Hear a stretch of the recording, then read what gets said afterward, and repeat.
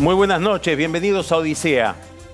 Mañana a las 9 de la mañana, en el Consejo de la Magistratura, que es el organismo que regula al Poder Judicial, nacional y federal, se va a presentar Eduardo Freyler. ¿Quién es Eduardo Freyler? Es un camarista del fuero federal, es decir, del fuero al que le corresponde investigar casos de narcotráfico, casos de contrabando y sobre todo la corrupción de los funcionarios del gobierno nacional. Se va a presentar Freyler, que como digo es camarista, es decir, es un juez de segunda instancia, de ese fuero estratégico, para realizar una cantidad de descargos porque se lo acusa de mal desempeño. Aquí hay que tener alguna precisión. El Consejo de la Magistratura puede enjuiciar o puede acusar a magistrados, a miembros del Poder Judicial, no necesariamente por delitos, sino por incorrecciones, faltas al decoro, incompetencias, determinadas fallas administrativas que están reguladas para el Poder Judicial y que no constituyen necesariamente figuras del Código Penal, aunque en el caso de Freyler algunas de sus inconductas sí ingresen en ese encuadramiento. Freyler es famoso por varias razones. Tal vez la más importante no es la que le dio más fama. Es uno de los camaristas que impidió que se investigue la denuncia del fiscal Alberto Nisman acusando a Cristina Kirchner y a su entorno de encubrir de alguna manera a los iraníes acusados por la voladura de la AMIA. Pero esto, que ya sería muy estridente como para no olvidarse de Freyler, él logró opacarlo con episodios menos trascendentes pero más llamativos. Desde el año 2012 aproximadamente, y después de haberse divorciado, es decir, después de haber dividido bienes con su exmujer, con su sueldo de camarista, que no es el de un banquero, pudo comprar campos, caballos de carrera, autos de colección, un yate y una casa espectacular cerca de la Quinta de Olivos, entre otros bienes. Bueno, esto dio origen a una investigación judicial, específicamente penal, que se cerró y ahora se volvió a abrir, pero además dio lugar a que en el Consejo de la Magistratura uno de los consejeros, el diputado Pablo Tonelli, haya iniciado una investigación para confrontar el patrimonio de Freyler con las declaraciones juradas que él está obligado a presentar delante de ese organismo. Y aparecen muchas curiosidades. Por ejemplo, Freyler se olvidó de declarar 5 cuatriciclos y un arenero que aparecen porque, como su exmujer, la doctora Marcela Rodríguez Pardo, es camarista del fuero civil, los tenía declarados ella en su declaración jurada. En el Consejo de la Magistratura dijeron, mejor sigamos con Freyler y no averigüemos muy bien cómo es que los adquirió ella, los cuatriciclos y el arenero. O sea, un manto de piedad más o menos responsable o más o menos irresponsable sobre esta camarista exmujer de Freyler. Se olvidó también de explicar cómo es que adquirió 8 inmuebles en Necochea, el lugar del que él proviene. Cuando llega a Buenos Aires, Freyler, desde ese balneario de la costa bonaerense, era un hombre más bien modesto. Bueno, ahora tiene 8 inmuebles que él dice que los recibió como donación. Pero en el momento en que declara sus ingresos no aparece el dinero de la donación que le permitió comprarlos. Hay episodios que siguen siendo curiosos, aunque den un poco de vergüenza por lo nimios. Una moto de agua, por ejemplo, que él la avalúa en 15.000 pesos y cuando los consejeros de la magistratura piden en la prefectura los datos de esa embarcación, aparece la factura por la cual él pagó 150.000 pesos. Después hay otro problema que tiene que ver con los ingresos y los gastos de Freyler. el 60% de lo que él declara como ingresos se le iría, según los consejeros de la magistratura y el expediente que han hecho, en cargos automáticos de la tarjeta American Express, entre 50 y 60% de los ingresos. El 33% de sus ingresos se va obligatoriamente en el pago de alimentos a sus hijos, ocurrido después del juicio de divorcio.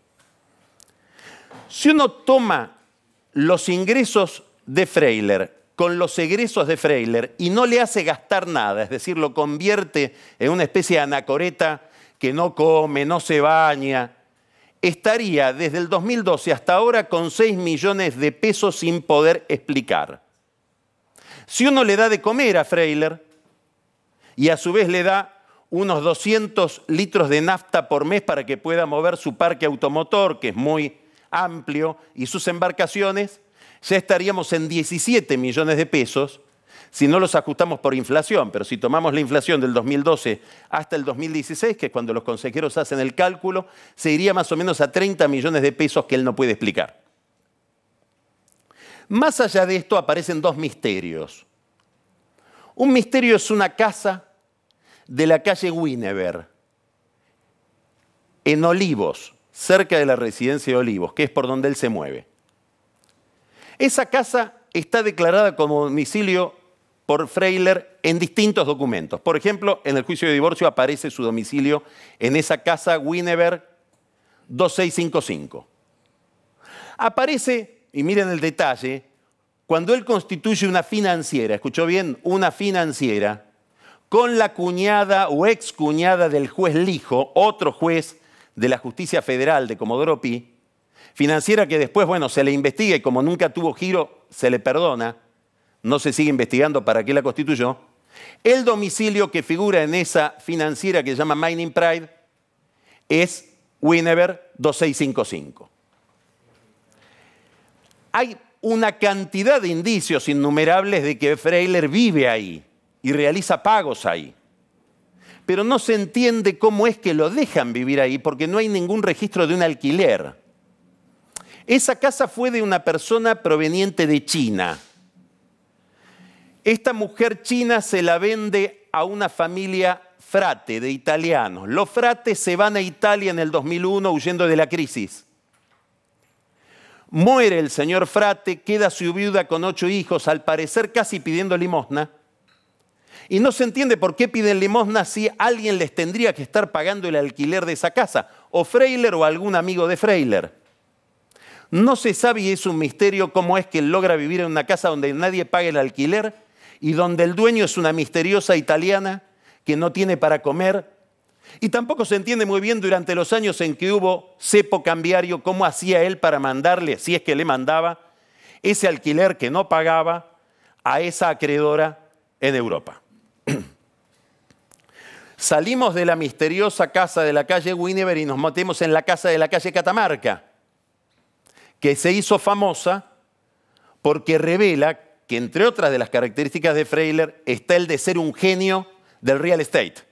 ¿Por qué? Porque compró una casa frente a la residencia de Olivos, Catamarca y Villate, de 600 metros cuadrados, con un terreno de 1.200 metros cuadrados en 2.400 millones de pesos.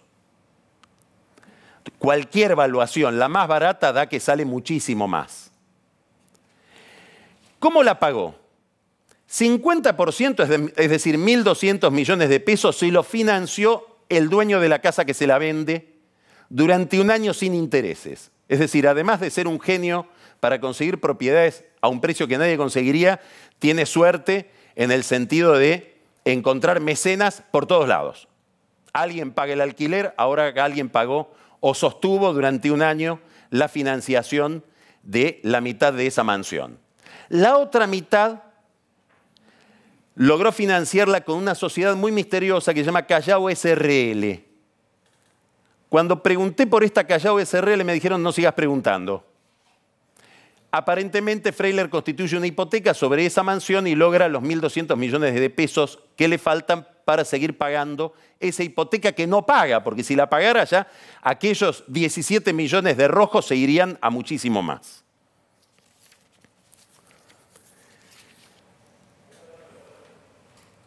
Estamos hablando entonces de una mansión que está valuada en por lo menos $1 millón y que él consigue pagar en, dije 1.200, 1.200.000 pesos. 1.200.000 pesos. Financiada la mitad por el dueño, la otra mitad por Callao SRL. En todas las declaraciones juradas de Freyler no aparecen gastos de comida, da la impresión de que no paga impuestos, no le da de comer ni a las vacas ni a los caballos porque no aparece ese tipo de gastos. Las vacas y los caballos, por otra parte, se cuidan solos porque no hay empleados dedicados a atenderlos. Y decíamos que Freyler tiene suerte, no tanta, porque aparentemente no hay ninguna empleada doméstica declarada, pero si uno va a Google Earth o a Google Maps y busca la casa de la calle Wynnever, 2655, ustedes van a ver que en la función Street View, que es cuando uno puede ver la foto de esa casa, aparece alguien que parece ser por su uniforme una empleada doméstica, usted lo está viendo ahora en la pantalla, detrás mío, que está lavando la vereda con una manguera enchufada en esa misma casa. Es decir, da la impresión de que hay una empleada que no fue registrada. Freyler forma parte de la agrupación kirchnerista Justicia Legítima, que en su declaración de principios, entre otras cosas, dice que Justicia Legítima impulsa una justicia independiente, y escuche bien, y transparente, que permita reconciliar a la justicia con la ciudadanía. Un fiscal de Justicia Legítima, el fiscal Picardi, Franco Picardi, se presentó en el Consejo de la Magistratura esta mañana pidiendo documentación por una denuncia que hizo Freyler diciendo han ido a pedir información para constituir todo este examen a la AFIP y al Banco Central y eso implica violación de secreto. De cualquier manera, el Consejo de la Magistratura no usó esa información para los cargos que le formulará esta mañana a la mañana a Freyler.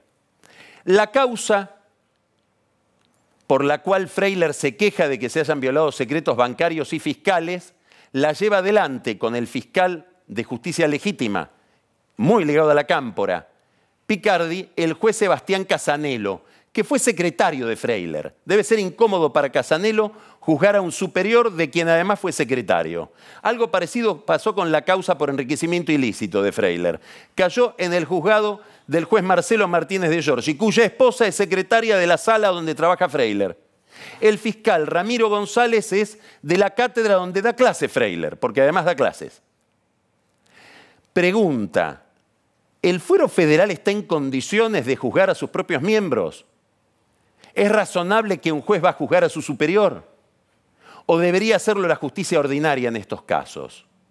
Es una pregunta estratégica porque estamos analizando un caso, el caso Freyler.